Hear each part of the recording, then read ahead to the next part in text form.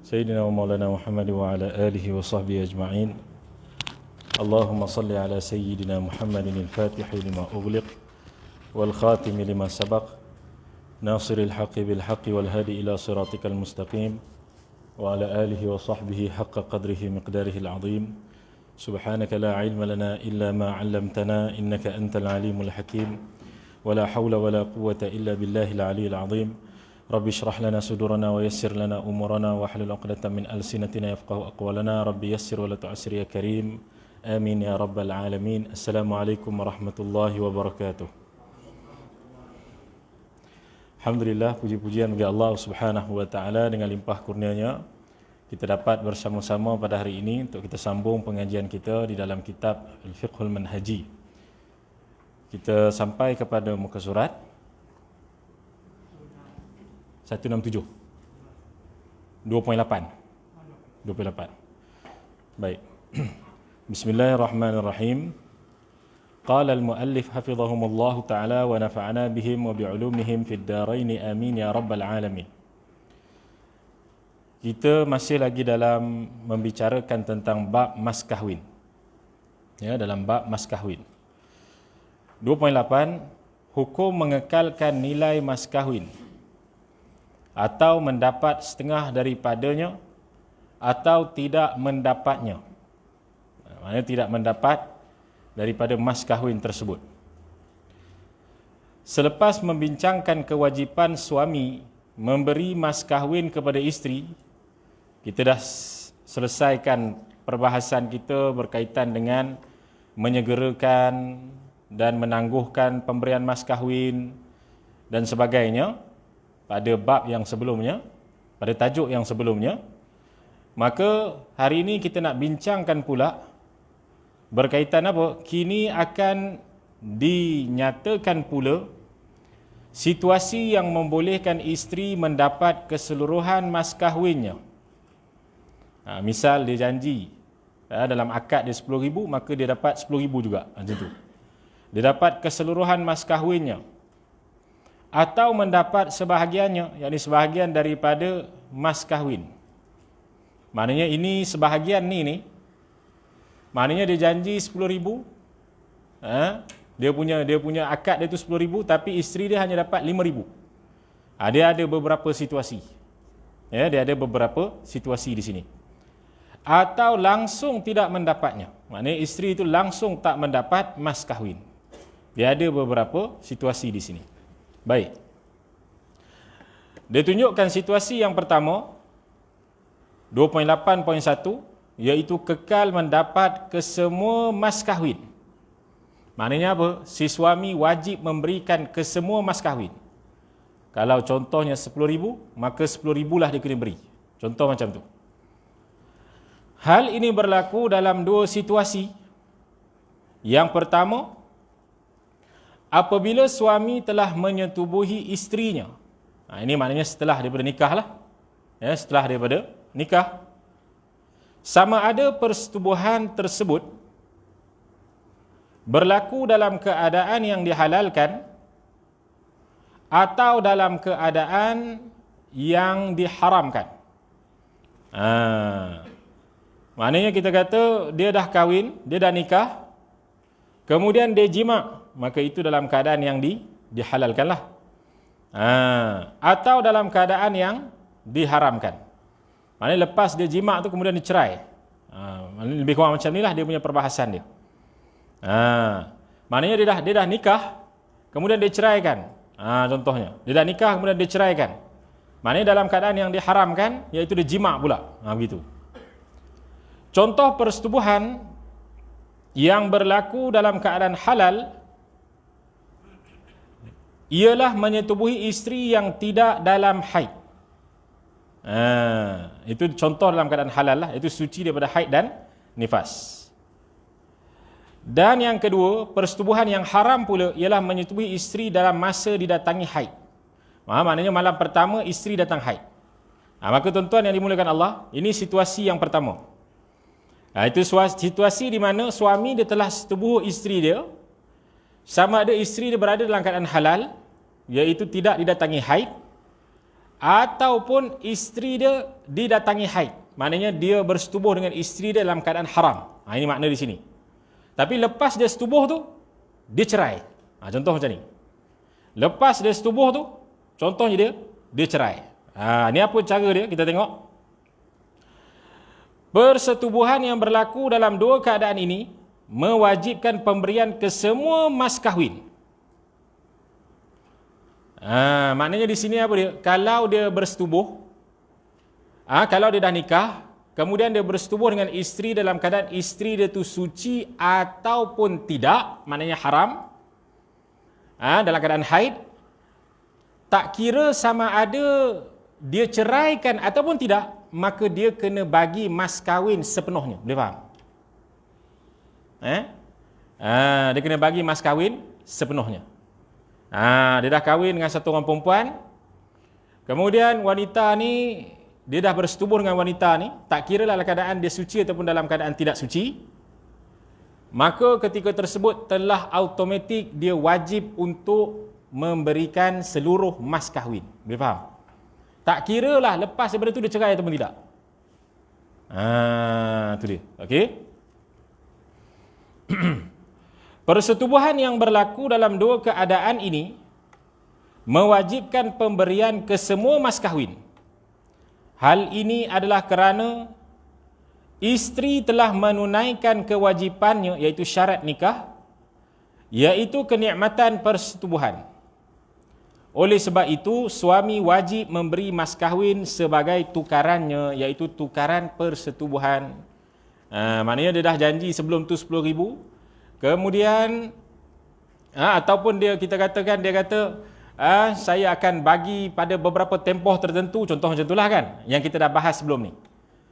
Maka bermulanya daripada dia tu telah bersetubuh tu saja, maka ketika tersebut, andailah kalau dia cerai sekalipun, maka dia wajib bagi secara sepenuhnya.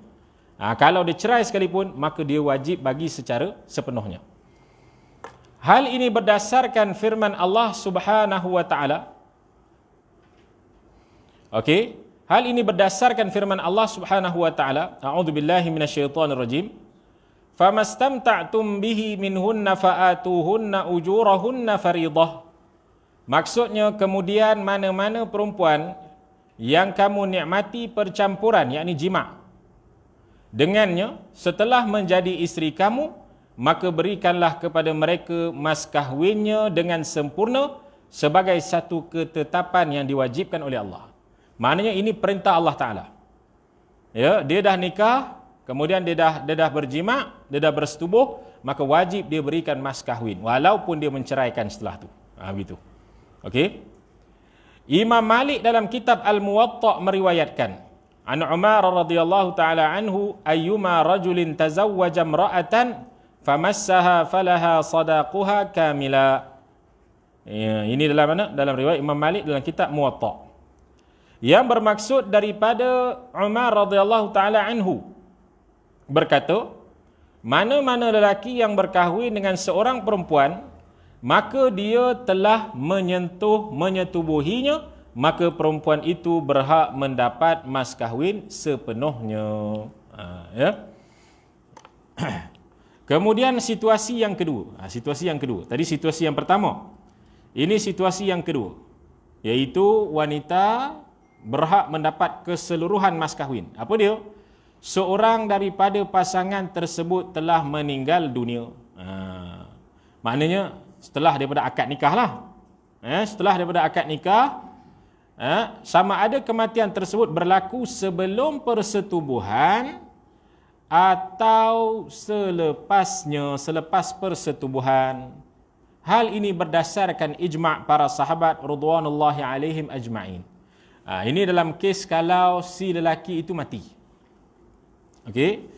Kalau dia mati, maka ataupun kita kata seorang wanita itu mati, seorang daripada pasangan tersebut telah meninggal dunia, sama ada meninggal tu sebelum dia bersetubuh, tapi mesti lepas akad nikah lah ya. Lepas akad nikah, sebelum bersetubuh atau selepas bersetubuh, kalau meninggal dunia, maka dia mesti berikan keseluruhan mas kahwinnya. Kalau yang meninggal dunia tadi tu beri kepada apa? kepada hak milik keluarga dia lah. Itu maknanya lah. Nah, itu dia. Okey. Hal ini berdasarkan ijma' para sahabat. Maknanya para sahabat telah bersepakat dalam perkara ini. Ya, telah bersepakat dalam perkara ini. Ini dua keadaan. Ini kita kena faham betul-betul. Yang mana situasi ini kadang-kadang dia boleh berlakulah dalam masyarakat kita. Ya, kan kalau kita tengok ada yang apa namanya, beberapa kes yang baru ni kan, ada Allah Subhanahu Wa Taala uji satu pasangan yang mana mereka ni baru berkahwin, kemudian si suami tu lemas, mati lemas. Ya, baru berkahwin kemudian si suami tu mati lemas. Maka di situ dia ada beberapa hak-hak yang dia mesti tunaikan juga. Ya, walaupun maknanya daripada keluarga si lelaki itulah ada dia punya, nanti ada perbincangan, ada perbahasan di kalangan mereka. Maknanya akan diuruskan juga oleh siapa? Oleh Jabatan Agama, begitu. Okey. Kemudian 2.8.2. Mendapat setengah daripada mas kahwin. Tadi semua ini setengah. Suami tetap perlu memberi setengah daripada mas kahwin dalam keadaan berikut. Iaitu, kita kata contoh, dia nak bagi 10,000 tapi dia hanya bagi 5,000. Macam tu. Setengah sahaja. Dia, wanita tersebut hanya dapat berapa? 5,000 sahaja. Itu dia. Iaitu isteri telah diceraikan selepas akad nikah yang sahih dan mas kahwin tersebut telah dinyatakan dengan jelas dalam majlis akad nikah. Penceraian itu juga hendaklah berlaku sebelum suami menyetubuhi isteri. Tadi yang kita kata tadi dapat penuh apa dia? Setelah dia setubuh. Kan? Sama ada dia ceraikan ataupun tak ceraikan, dia kena bagi penuh. Ini masalah dia tak setubuh.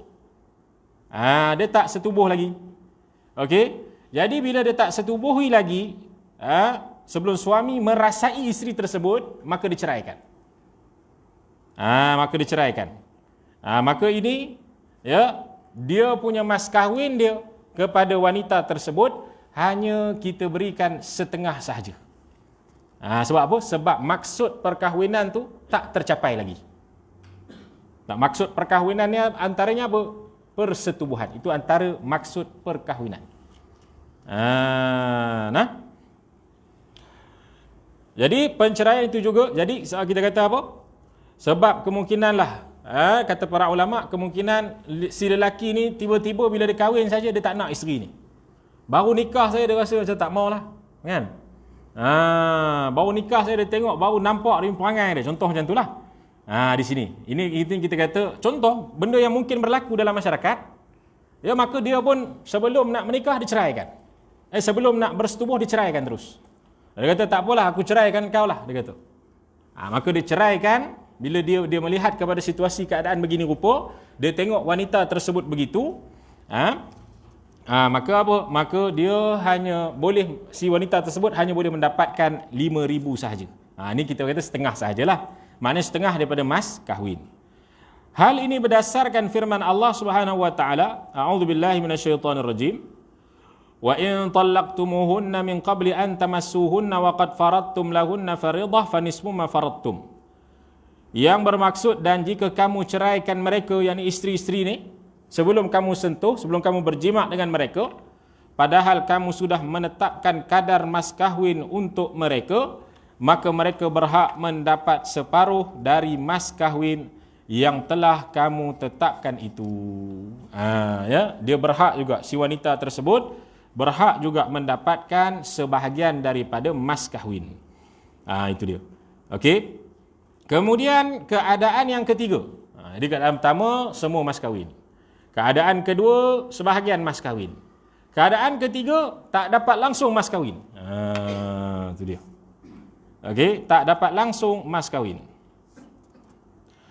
Iaitu apa dia? Mas kahwin gugur semuanya. Mas kahwin gugur keseluruhannya apabila isteri meninggalkan isteri yang minta cerai. Sebelum persetubuhan, sebelum berjima, sebelum dia bersetubuh, maka isteri itu minta cerai. Maknanya apa? Ini salah daripada ini adalah keadaan yang mana si isteri itu yang nak cerai. Bukan tadi si suami. Tadi si suami yang nak cerai. Yang ni si isteri pula yang nak cerai. Kalau si suami yang nak cerai, isteri itu tetap dapat 5, tetap dapat 5,000, tetap dapat setengah. Tapi kalau keadaan macam ni si isteri yang minta. Tu dia tak sempat bersetubuh lagi. Maka penceraian ini berpunca daripada isteri itu sendiri.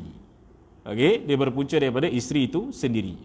Contohnya apa? Contohnya apabila isteri memeluk agama Islam yang menyebabkan perkahwinan itu terbatal, al-fasakh. Macam mana keadaan dia? Kita kata Allahumma salli ala sayyidina Muhammad, isteri memeluk agama Islam yang menyebabkan perkahwinan itu terbatal. Okey. Contohnya isteri itu dia ahli kitab sebelum ni. Okey, isteri itu adalah ahli kitab sebelum ni. Kalau ahli kitab tu masuk Islam, perkahwinan itu terbatal. Ya. Sedangkan sebelumnya sah kan? Kan kita dah bahas sebelum ni, perkahwinan dengan ahli kitab adalah sah. Tapi masalahnya kalau ahli kitab tu nak masuk Islam, dia kena akad nikah yang baru. Boleh faham? Dia kena akad nikah yang baru. Ini sebenarnya perbahasan lebih dalam ni dalam kitab ni. Tapi tak perlulah kita perpanjangkan, cuma secara ringkas saja. Secara ringkas saja. Dan ahli kitab tu pula kita kena fahamlah ya, maknanya dia adalah mereka di kalangan Bani Israel sahaja. Ya, iaitu mereka yang kita kata menganut ajaran Isa yang dulunya lah, tapi sekarang ni dah berubah, dah sesat habis dah kan. Cuma Nabi SAW masih lagi mengatakan ada. Sedangkan di zaman Rasulullah, ahli kitab tu adalah mereka yang telah tersesat. Tapi Rasulullah SAW menyatakan boleh berkahwin dengan mereka. Memang dalam hadis disebutkan, yang telah kita bacakan sebelum ni. Boleh berkahwin dengan mereka. Maknanya mereka di kalangan Bani Israel yang beragama dia dengan agama Nasrani, yang berfahaman dengan fahaman Nasrani tadi tu. Tu dia. Okey. Itu khas untuk Bani Israel saja. Tak boleh Bani Melayu, tak boleh, ataupun Bani Malaysia tak boleh. Ya. Kalau orang Cina di Malaysia, kita kata dia mengikut kepada ajaran ahli kitab contohnya, maka tak boleh. Dia khusus untuk bangsa dia, Bani Israel sahaja boleh. Ini mazhab Syafi'i kita ya.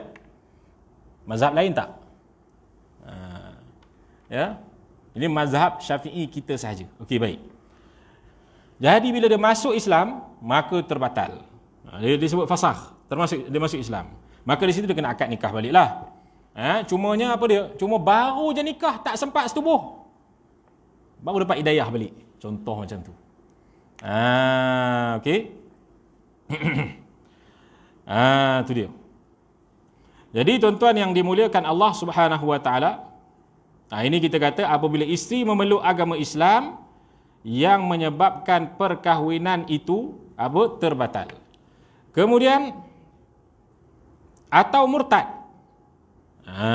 Ni isteri dia murtad. Kan? Isteri dia murtad. Walaupun dia tak zahir minta cerai, tapi kalau murtad saja terbatal. Atau fasakh. Fasakh ni minta cerai. Fasakh ni minta cerai. Perkahwinan berlaku atau fasakh perkahwinan. Itu. Minta cerai perkahwinan berlaku daripada pihak isteri disebabkan keaiban suami. Tu dia.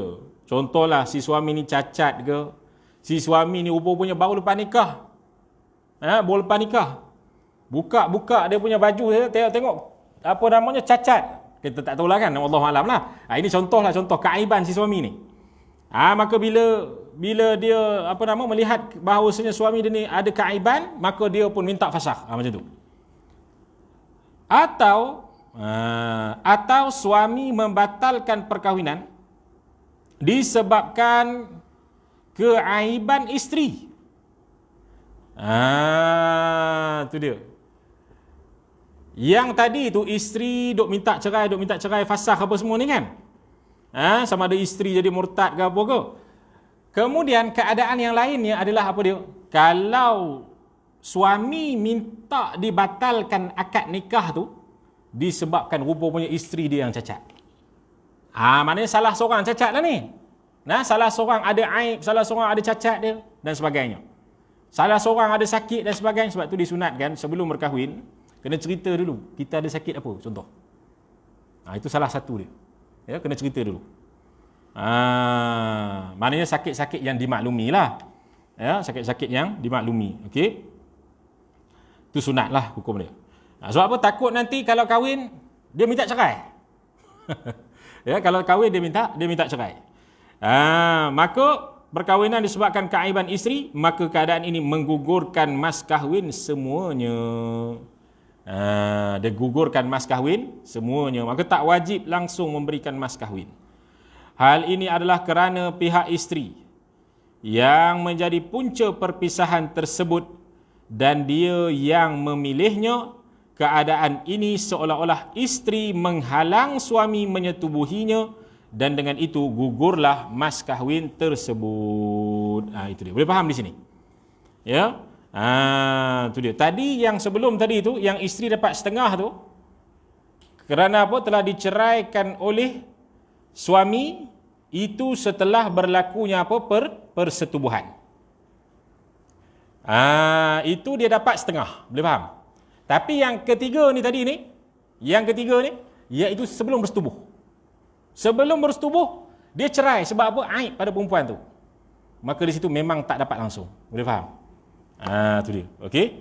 Hal ini adalah kerana pihak isteri menjadi punca perpisahan dan dia yang memilihnya. Itu dia. Itu kita kata berkaitan dengan apa? Isteri yang mendapatkan mas kahwin, sama ada kesemuanya mas kahwin ataupun setengah mas kahwin ataupun gugur semuanya terus mas kahwin. Ini tiga keadaan ni. Okey.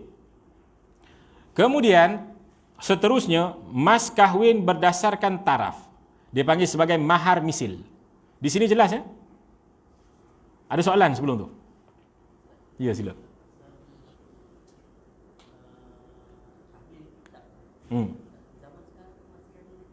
Okey. Okey, ahli kitab zaman sekarang masih ada lagi. Zaman sekarang masih ada lagi.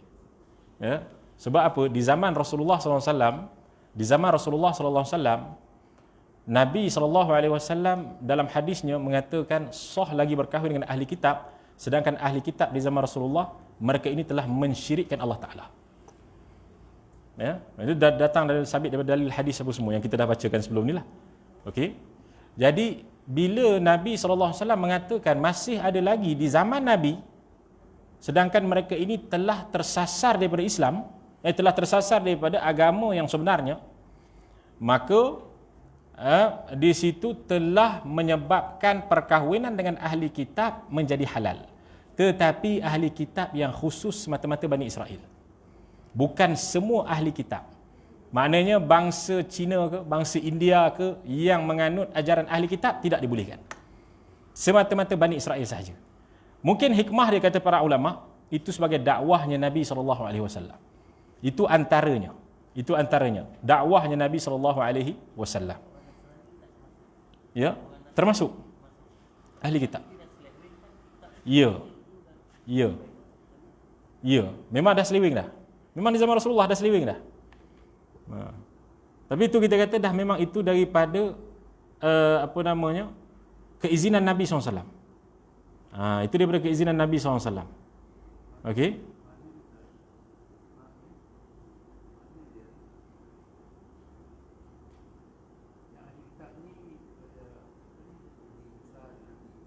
Ya.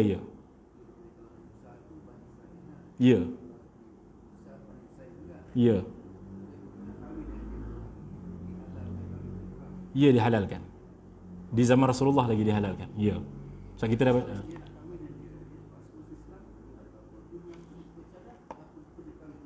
tidak perlu masuk Islam.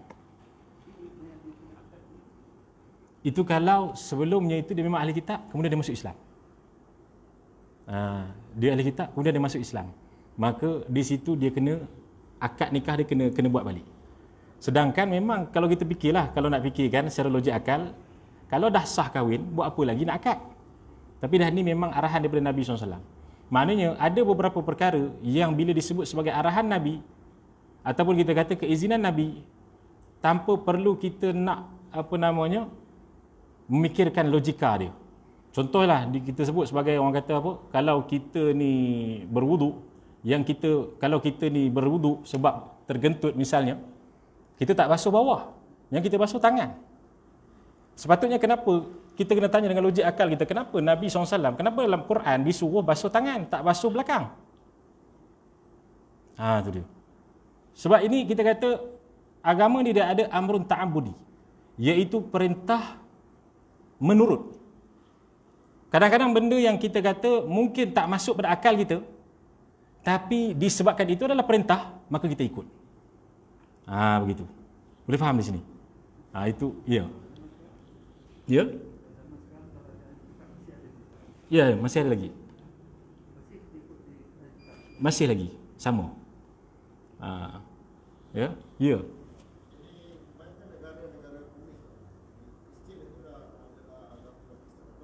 Ya.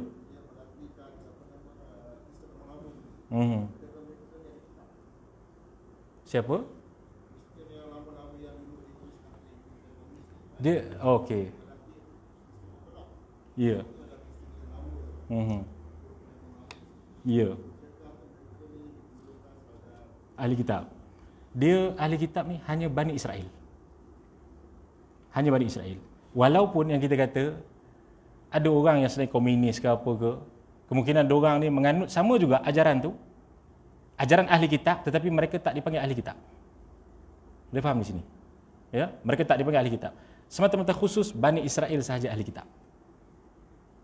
Itu dia. Jadi kalau di Malaysia ni, kita tengok ada Cina Kristian, India Kristian ke apa semua, kita tak panggil orang ahli kitab. Ya, sebab ahli kitab ni hanya khusus untuk Bani Israel. Itu yang disebut oleh Nabi SAW sebelum ni, yang kita dah bacakan hadis sebelum ni. Ya? Boleh? Ya. Tatu. Okey. Ya. Ya. Boleh? Ya. Dia begini. Kita tengok tadi keaiban suami. Ini bab keaiban suami. Yang tadi kita kata tadi, iaitu apa? Berkaitan dengan keaiban isteri. Bila keaiban isteri, gugur semuanya. Kan? Masalah sekarang ni, dia dah bersetubuh atau belum? Itu. Itu yang nak cari itu. Okey? Kalau dia tak setubuh lagi, okey, kemudian isteri dia tak nak kepada suami sebab ada keaiban si suami ni, maka dia termasuk mana tadi ni? Dia masuk mana? Iaitu yang mana? Yang ketiga tadi. Okey? Iaitu kita kata apa?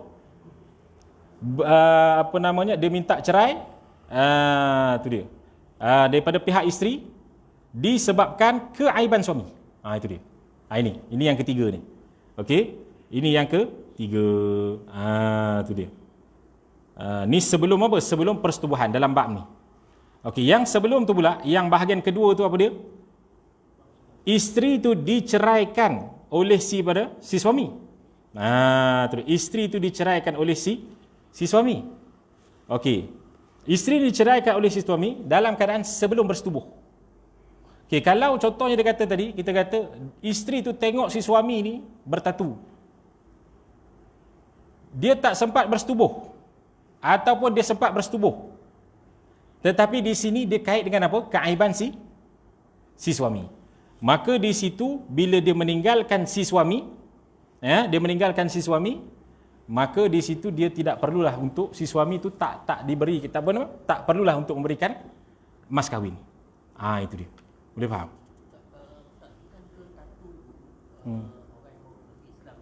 Ya. Tak boleh hilang tatu. Okey, baik.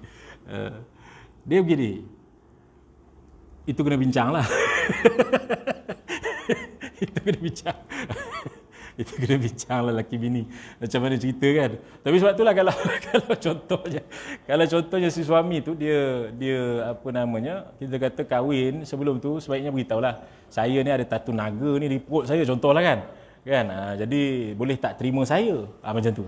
Sebaiknya lah, sebab benda ni benda yang kita takut nanti akan menyebabkan sesuatu yang pelik. Sebab dia adalah benda pelik. Lainlah kalau luka, jatuh ke apa, itu lain cerita lah. Kan? Ini masalah tatu. Tatu naga kat perut besar pula tu. Kan? Bekas geng naga dulu contohnya. Jadi kena beritahu lah. Kena beritahu. Sama ada dia baru masuk Islam ke, ataupun orang Islam sendiri. Ya? Saya pernah jumpa ada orang Islam sendiri tuan ya. Masya Allah. Yang dia bangga pula buka baju dia bertatu. Subhanallah. Ada di sini. Ada di sinilah ya. Tengok tanya nama Islam. Ya, nama Islam. Ini tu kita katakan bahawasanya apa? Itu kalau dia lepas kahwin lepas tu, maka dia berbincang lah ya, berbincang macam mana cerita dia, nak buang ke tak tatu ni, ke isteri dia tengok seronok pula ke mana, tak tahu kan gitu. Itu dia. Baik, ada lagi soalan? Tak ada ya? Ini jelas di sini ya? Okey. Jadi tuan-tuan yang dimuliakan Allah Subhanahu Wa Taala, maknanya apa namanya, bab ahli kitab ni kita kena jelaslah dekat sini. Ya, dia semata-mata Bani Israel. Maknanya kalau nak pergi kahwin ahli kitab, kena pergi kat sana lah. Ya, dia tak boleh kahwin kat sini. Sebab sini tak nama ahli kitab. Sini bukan nama ahli kitab. Dia khusus sana-sana. Ya, sila.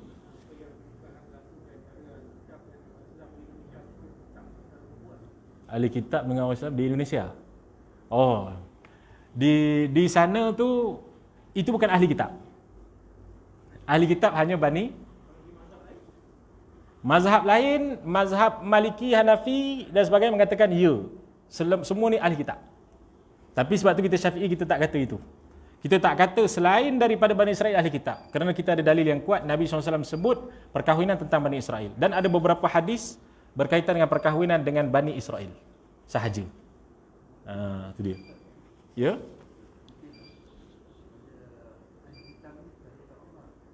Ya, ya. Ya. Ya, ya. Itu kalau kita nak cerita bab akidah dia, apa lagi dalam lah pula ya. Ya, ya. Ya, sebab Kristian pun kita kena faham dia ada banyak pula dia punya mazhab dia. Ya. Dia ada yang ortodoknya, dia ada yang betul-betul kita kata ni semata-mata mengatakan Allah tu Tuhan tapi tak menerima Nabi SAW. Dia tetap juga ada setengahnya ahli kitab. Ya. Dan ada di kalangan mereka yang kita kata mengatakan bahawasanya ada anak bagi Allah dan sebagainya. Itu perbahasan yang panjang lah. Itu dia.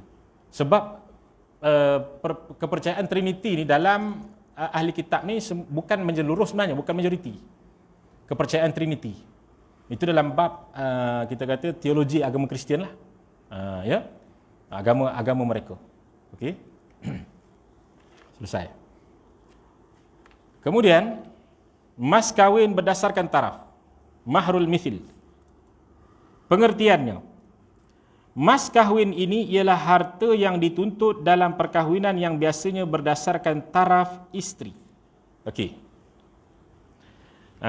Ini mahar misil ni tuan-tuan. Kalau kita tengok pada asasnya, tak tentukan nilai mahar tu masa nikah, tak ada masalah. Kita dah bahaskan sebelum ni kan. Maknanya kalau dia semata-mata kata apa namanya, saya terima nikahnya, itu sahaja tanpa ada beritahu dengan berapa, dengan mas kahwinnya berapa pun tak ada masalah. Okey, itu kita dah bahas sebelum ni, dah selesai. Itu pada asasnya, tak tentukan, tak ada masalah. Tapi masalah di sini, okey, masalah di sini adalah berkaitan dengan mas kahwin yang diikut kepada taraf si isteri itu. Ya, mas kahwin yang diikut kepada apa? Taraf si isteri itu. Contoh kita kata apa? Contoh si isteri kita ni, dia ada abang ataupun dia ada kakak. Kakak dia masa kahwin, dia punya mahar dia tu 10,000. Contoh, 10,000. Maka kalau kita nak kahwin dengan perempuan tu, dengan wanita tersebut, yang mana kakak wanita tu dia punya mas kahwin dia sebelum ni 10,000 kan. Maka kalau kita nak kahwin dengan wanita tu, kita kena bagi juga 10,000. Itu dipanggil mahar sama taraf. Boleh faham? Ini panggil mahar misil. Tu dia. Okey, dia ada dia punya syarahannya lah. Kita tengok ya. Nilainya, sikit lagi baik. Nilainya, mas kahwin ini dinilai berdasarkan nasab kaum kerabat isteri belah bapanya. Mas kahwin ini dinilai berdasarkan nasab kaum kerabat isteri belah bapanya. Ya. Maknanya kita kata contoh mak saudara si isteri, boleh jadi kakak pun boleh ya. Ni mak saudara si isteri tengok belah bapa. Gitu. Berapa dia punya mas kahwin dia sebelum ni? Macam tu. Okey. Ia dinilai mengikut mas kahwin kerabat perempuan yang terdekat hubungannya. Iaitu apa? Adik-beradik perempuan seibu sebapa. Ini kita kata tadi, kakak dia ke? Adik-beradik perempuan sebapa. Ya. Ini maknanya apa? Seibu sebapa tadi, sepak semak, kan?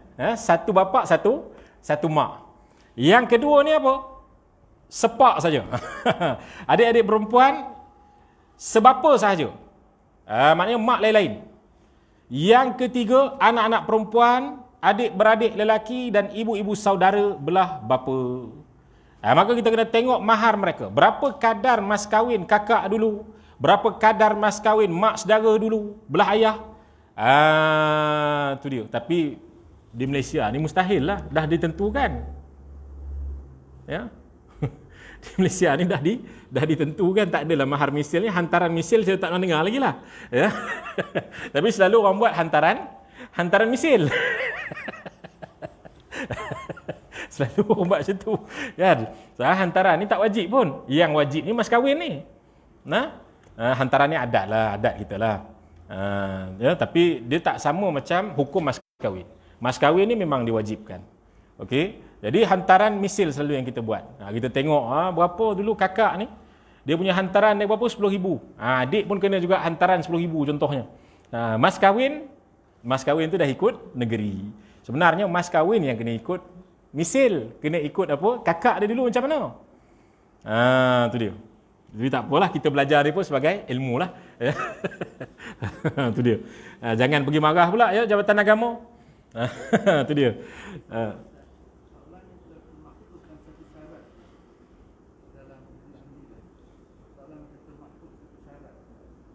Soalan termaktub satu syarat pula. Tu dia. Ya. Di sini. Sebenarnya hantaran tu dia bukan mas kahwin. Ya, kalau kita gunakan hantaran tu termasuk mas kahwin. Kita kata saya nak bagi mas kahwin saya ni sebanyak mana 10,000 ikut hantaran tu balik. Maknanya ikut amount hantaran tu. Itu lebih bagus lah. Itu lebih baik. Tu dia. Ya, tapi tak semua buat macam tu lah.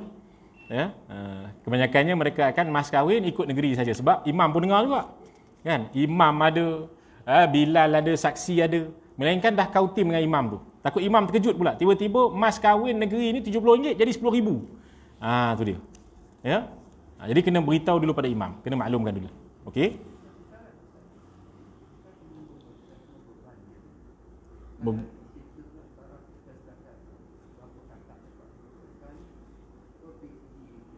Allah. Ya. Dia sebab apa? Dia tengok kepada taraf di sini merujuk kepada bagaimana kemampuan dia sebenarnya. Janganlah kita kata contoh dia ni guru tadika je. Kita pergi ambil sampai 40,000 contoh macam itulah. Mana tak kena, taraf dia tak kena langsung. Sebab di sini dikatakan mahar misil ni maknanya dari segi keluarga dia. Dia akan tengok dulu keluarga dia macam mana. Keluarga dia ni kedudukan macam mana, kakak dia dulu relax dia contoh 40,000 contoh macam tu. Kan? Maka di sini yang termaktubnya mahar misil. Tapi kalau contohnya kakak dia tu 5,000 je. Maka mahar misilnya 5,000. Macam tu. Boleh faham kat sini? Maknanya ikut kepada dia punya keadaan dia. Ikut kepada dia punya kehidupan dia, dia punya harta dia, dia punya taraf dia. Taraf di sini bukan sekadar kita kata mesti taraf yang tinggi, tidak. Taraf yang rendah pun dengan makna mahar yang kurang, tu saja. Boleh faham di sini? Okey? Jadi boleh tak ada masalah kalau 3,000 pun mahar. 1,000 pun mahar. Kalau kakak dia pun kahwin 1,000 mahar contohnya. Tak ada masalah, boleh. Begitu. Selalunya yang dikatakan ikut kepada taraf ni adalah kebiasaan keluarga dia tu kalau kahwin dah memang semua mahal-mahal. Gitu. Kakak 40,000, adik ambil 2,000 je contohnya. Itu macam tak berkena orang kata. Tu dia. Okey. Tapi ikutlah kalau dia nak 2,000 tu tak ada masalah kan, ikut pada budi bicara dia lah. Selalu yang kita kata yang lagi baik ni adalah yang lebih kurang. Okey, tapi lebih kurang pun dia ada had dia juga. Seperti kita dah bahaskan sebelum ni. Ya, dia ada had dia juga. Tapi kalau tak mau bagi langsung pun tak ada masalah. Itu lebih baiklah. Itu lebih baiklah. Itu dia. Kemudian dikatakan ia juga dinilai menurut persamaan mereka berdasarkan sifat-sifat yang akan dijelaskan kemudian. Sekiranya tiada kaum kerabat perempuan yang terdekat tersebut atau mereka, kaum kerabat perempuan tu masih belum berkahwin, mas kahwin akan dinilai mengikut kaum kerabat terdekat belah ibu. Mas kahwin tu akan dinilai mengikut kaum kerabat terdekat belah ibu. Maknanya belah bapa semua dah meninggal dunia contohnya. Semua dah tak ada dah hilang habis dah. Yang ada sebelah ibu sahaja. Maka dia akan tengok sebelah ibu. Seperti apa? Seperti ibu, nenek, ibu saudara belah ibu, anak-anak perempuan, adik-beradik perempuan. Hal ini adalah kerana mereka yang lebih utama berbanding perempuan-perempuan yang bukan kerabat. Itu dia. Jika kaum keluarga perempuan sebelah ibu pun tiada, maka mas kahwin dinilai mengikut kadar mas kahwin perempuan setempat berdasarkan persamaan sifat antara mereka. Maknanya setempat di sini kena ikut sifat. Setempat di sini kena ikut sifat. Kata para ulama mengikut kepada macam mana umur dia. Itu satu. Salah satu sifat yang ditengok adalah umur dia. Maknanya kalau umur lebih muda ni lebih tinggilah sikit kebiasaannya kawasan setempat tu. Itu yang pertama. Yang kedua taraf pendidikan. Taraf pendidikan. Taraf pendidikan selalu kalau dia ni kita kata sampai ke PhD ke contohnya kan.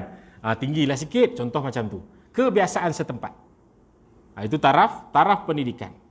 Yang ketiga para ulama bahaskan sama ada dia ni cantik atau biasa.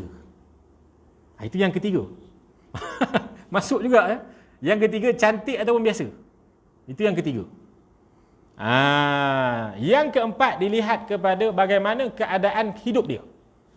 Maknanya dari segi dia punya harta dan sebagainya. Okey. Kemudian yang kelima dilihat kepada kebijaksanaan dan kemahiran dia. Maknanya dalam kawasan setempat tu ada beberapa perempuan yang sama bijak macam dia. Contoh macam tu.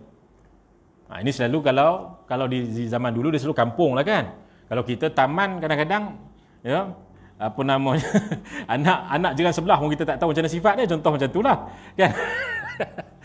Jadi kebiasaan dia punya macam mana, dia punya pendidikan dia punya harta dia macam mana, kemudian dia punya rupa dia, kemudian dia punya pendidikan lagi apa tadi, Allahumma salli Muhammad, muda ke ataupun dia dah tua contohnya. Jadi itu semua yang digariskan oleh para ulama. Dan keturunan dia satu lagi ya, keturunan dia. Maksudnya keturunan dia ni keturunan macam mana? Keturunan yang baik-baik. Maka kebiasaan orang-orang yang keturunannya ni keturunan yang baik-baik, keturunan yang bangsawan dan sebagainya, maka mereka ni tinggi sikit. Contoh macam tu. Tu dia ya. Maknanya dia ikut kepada taraf-taraf begitulah. Bukan mudah untuk diletak tinggi. Ya, bukan mudah untuk diletak tinggi. Begitu. Melainkan dia mesti tengok kepada adakah cukup syarat-syarat ni. Begitu. Tapi zaman sekarang tak adalah. Zaman sekarang tak adalah. Kebiasaan kita pun hantaran. Hantaran pun kalau kita nak buat mas kahwin pun bolehlah. Ya, tak ada masalah. Tapi kalau kita buat pun selalu kita buat dalam lebih kurang 10,000 tu benda biasalah. Ya, nilaian yang biasalah. Bawah 10,000 tu alhamdulillah. Okey. Kadang-kadang dia buat lebih ikut kemampuan dia pun kita tak boleh nak kata juga ya. Kalau ikut kemampuan dia buat 40,000 ke, 80,000 ke, 100,000 ke, ikut dia lah. Dia mampu begitu. Tu dia. Ya, tak ada masalah bagi dia. Tapi sebaik-baiknya yang barakahnya adalah yang sederhana. Yang sederhana. Tapi kan tak tahu juga 100,000 tu sederhana bagi dia. Kita pun tak tahu kan. Tu dia. Jadi persamaan sifat bagi penilaian mas kahwin mithil yang dimaksudkan ialah umur, akal. Ini dia beritahu ya. Akal, kecantikan, kekayaan, ada beritahu dah. Maruah, keagamaan, ketakwaan, keilmuan, anak dara, janda dan semua sifat lain yang berbeza-beza berdasarkan tujuan yang baik. Hal ini adalah kerana mas kahwin akan berbeza-beza mengikut perbezaan sifat-sifat ini. Kemudian ada satu lagi hadis Nabi SAW, last kita bacakan. Hal ini berdasarkan hadis an Abdullah bin Mas'ud radhiyallahu taala anhu annahu su'ila an rajulin tazawwaja imra'atan wa lam yafrid laha sadaqan wa lam yadkhul biha hatta mat faqala ibn Mas'ud radhiyallahu taala anhu laha mithlu sadaq nisaiha wala waksa wala shatat wala wa 'alayha al-'iddah wa laha al-mirath faqama Ma'qil bin Sanin al-Ashja'i faqala qada Rasulullah sallallahu alaihi wasallam fi Birwa' binti Washiq imra'atin minna mithla alladhi qadaita fafariha biha Ibnu Mas'ud radhiyallahu taala anhu. Ini dalam riwayat Abu Daud. Yang bermaksud daripada Abdullah bin Mas'ud radhiyallahu taala anhu, dia ditanya tentang seorang lelaki yang mengahwini seorang perempuan, sedangkan lelaki itu belum menetapkan mas kahwinnya dan belum menyetubui perempuan itu, sehinggalah lelaki tersebut meninggal dunia. Ibnu Mas'ud radhiyallahu taala anhu menjawab, isteri itu berhak mendapat mas kahwin setanding, ini mahar misil ni, ya, mas kahwin setanding dengan mas kahwin keluarga perempuannya tanpa kurang atau lebih. Sebab apa? Sebab lelaki tadi itu dia meninggal dunia tak sempat letak mahar. Boleh faham? Tak sempat letak mahar. Itu dia. Kemudian yang kedua apa dia? Tak sempat jima. Ada ke? Ni kan? Tak sempat jima. Jadi kalau tak sempat jima apa dia? Kalau tak sempat jima, dia jadi setengah daripada mas kahwin dia. Itu dia. Okey. Itu sebelum suami atau isteri sebut. Jadi dia kata tanpa kurang atau lebih. Maknanya mahar misil lah. Kena tengoklah mahar misil dia. Kakak dia macam mana? Kakak perempuan tu. Dia juga hendaklah beriddah dan berhak mewarisi harta peninggalan suaminya. Lalu Ma'qal bin Sinan al-Ashja'i bangun berkata, Rasulullah sallallahu alaihi wasallam telah menyatakan hukum yang sama dalam masalah Barwa' binti Washiq, seorang perempuan di kalangan kami. Abdullah bin Mas'ud radhiyallahu taala anhu pun berasa gembira mendengarnya. Itu dia, ya. Ini kita kata apa? Ini untuk orang yang tak sempat untuk bersetubuh dengan isteri dia sebelum persetubuhan. Okey, dalam keadaan dia kita kata mati dan sebagainya, meninggal dunia. Minta maaf, meninggal dunia dia dapat semua, ya, bukan setengah. Meninggal dunia dapat semua sekali. Okey, maka dia kena apa? Dia juga hendaklah beriddah. Beriddah berapa lama? 4 bulan 10 hari, ya. Dia kena beriddah 4 bulan 10 hari. Maknanya dalam keadaan dia beriddah tu, tak boleh dia berhias, tak boleh dia keluar rumah. Semua tak boleh. Semua tak boleh. Okey, dalam keadaan dia beriddah tu. Dan berhak mewarisi harta peninggalan suaminya. Berhak mewarisi harta. Walaupun tak sempat jima', walaupun tak sempat beritahu berapa kadar misir dia, kadar mahar dia. Itu dia. Jadi tuan-tuan yang dimuliakan Allah Subhanahu wa taala, ini beberapa pendapatlah dalam hadis Nabi sallallahu alaihi wasallam berkaitan dengan mahar misil, iaitu mahar yang setanding dengan kawasan setempat atau mahar yang sama dengan keluarga, sama ada di belah bapanya, kalau tak ada belah bapanya maka belah ibunya. Begitu. Okey. Itu kita katakan apa dia berkaitan dengan bab mahar ni lah. Cuma sebenarnya di Malaysia ni selesai dah semua sekali. Ya, selesai dah semua sekali sebenarnya. Wallahu taala a'la wa a'lam. Ada soalan? Tak ada soalan, ya? Baik.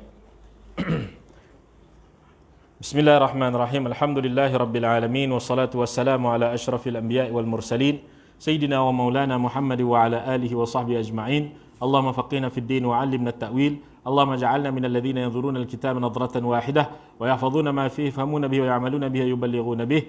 Wa sallallahu ala sayyidina Muhammad wa ala alihi wa sahbihi wa baraka wa sallam. Walhamdulillahirabbil alamin. Wassalamu alaikum warahmatullahi wabarakatuh.